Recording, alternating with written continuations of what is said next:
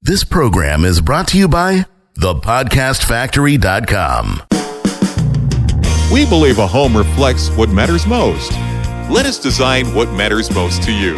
You are listening to Good Living by Design, where beautiful and well-decorated spaces are created, making you love the space you're in. Hello, everyone. Welcome to Good Living by Design. I'm Linnore Gonzales, your host and owner of D&Y Design Group. We believe that a home reflects what matters most, so we design what matters most to you. We create beautiful, well-decorated rooms that will make you love the space you're in. I am so happy and thrilled to be here and can't wait to share design tips, ideas, and stories and provide inspiration to get those decorating juices flowing. By now, you know from listening that decorating is a process that should be fun and not stressful. There is no excuse to not love your space. Sometimes all it takes are a few minor changes here and there to create a space that functions, looks, and feels great. You don't have to tackle your whole house. You can do it one room at a time. Two of the design principles are form and function. In interior design, we say that form should follow function. So, to illustrate, have you ever been in a situation while shopping where you picked up a beautiful yet useless item and are debating internally on whether you should go purchase it or return it to the shelf? As human beings, we are drawn towards beautiful things, even if they're not exactly the right choice in the moment. You could go through a store and pick up every single stunning accessory, but when you bring them home, you realize that they become clutter, that they generally serve no purpose at all. For this reason, it is best to keep in mind that form should follow function when designing. You don't want to fall into the trap of creating spaces full of unimportant items just because they are beautiful. Aim to create a space that is equally efficient and appealing. While it's fun to shop for interior decor items and furnishings, it is more important to have a functional room design first. There is nothing worse than cooking in a non-functional kitchen or spending time in your bedroom with a layout that does not feel right. Always plan your design with a purpose. So before decorating, spend some time thinking about how you want your space to function. How do you use your space? Who uses the space? Is there a focal point that you can start decorating and arranging furnishings around it? Do your existing furnishings provide you with what you need to use the space?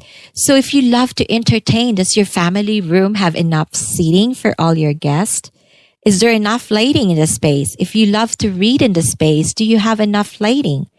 Is the room too small or too big for what you need it for? The answers to these questions will help you plan and make sure you design and furnish the room to give you not just aesthetics, but function as well. So, to give you an example on how we should decorate keeping functionality as our priority, let's work on our home office. Whether you work entirely from home or would sometimes bring home office work back to your house, the functionality and appeal of your home office can influence whether you are productive and engaged or not. Start taking an inventory of your situation. So do you have an extra room you can convert to a home office? How big or small is that room? So if you don't have an extra room, which part of your home can you use? Who else uses that space? What do you need to be able to work in that space? So if you have limited space, what do you do? Some of us have the luxury of an extra bedroom or basement to create a home office. However, others have to work with a more restricted floor plan. So is it possible to have a home office when you have a limited space or lived in a tiny apartment or home? Yes, it is. You just have to be creative. So there are a few spaces in the home that can be used as your home office. Look around. The kitchen can be an acceptable place. If you have a kitchen island that features two-tiered surfaces, underneath storage, built-in power, and comfortable seating, then maybe that would be an ideal space for a makeshift office that can easily be set up and broken down. If you have a large master bedroom that has a nook or extra space, then consider setting up your home office in this area. Having it in your master bedroom is more private, so you don't have to worry about setting up and tearing down when you have guests over. So what about a large closet? A pop-up office can be created by placing the desk inside the closet and then opening the door to reveal your workspace when you need to use it. If you need privacy and silence, then having a dedicated space is crucial. Your family room or kitchen may not suffice for your needs. So after you found your space, what else do you need? You need to emphasize ergonomics. Whether you're working on your kitchen island or in a separate wing of your home, ergonomics have to be a priority. Choosing a chair that provides support for your lower back and arms and has proper height. The chair must be able to swivel and roll and have a comfortable seat cushion with breathable fabric. The height of your desk matters. Your arms should be able to rest on your armrest and the desk while remaining level. This is why an adjustable chair is better, so you can tweak your settings to achieve the right height and balance. Your computer monitor should be positioned at a level where the point that is 2 to 3 inches from the top of your screen is at your eye level. Also make sure that the monitor is positioned at arm's length away from you. Your mouse and keyboard should be as close together as possible to avoid straining to reach the keys and operate the mouse. You also have to remember and not forget good lighting.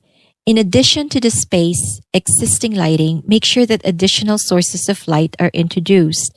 Task lighting for your desk area is essential, as well as a couple more light sources to create mood lighting will make a difference. In addition to helping you avoid eye strain, lighting can also improve your mood. What about storage? You can never have enough storage. A cluttered workspace can be depressing and not motivating. If you have a place for everything, then chances are you can keep a clean and clear desk area. Add shelving on the wall or use a bookcase or a hutch to store things. Purchase attractive storage boxes that can also serve as decor. So now that you've considered function in the space for your home office, let's make your home office pretty. The right window treatments, artwork, and accessories can dramatically change the look and feel of the space. Decorate using family photos, gifts from friends and family, or things you picked up during your travels. Find a pin board for your walls that can be functional, but can also display family photos and personal mementos. Make your home office your personal space. See, that was easy, right? When you have a plan and know what you want to achieve in your space, the stress and overwhelm go away. Remember, design with a purpose and always have a fun time. Go to goodlivingbydesignshow.com to download the free report on designing for the shape of your space. I love being here with you, and I can't wait for you to join me again next week. I'm Linnore Gonzales, and thank you for listening to Good Living by Design. This is the podcastfactory.com.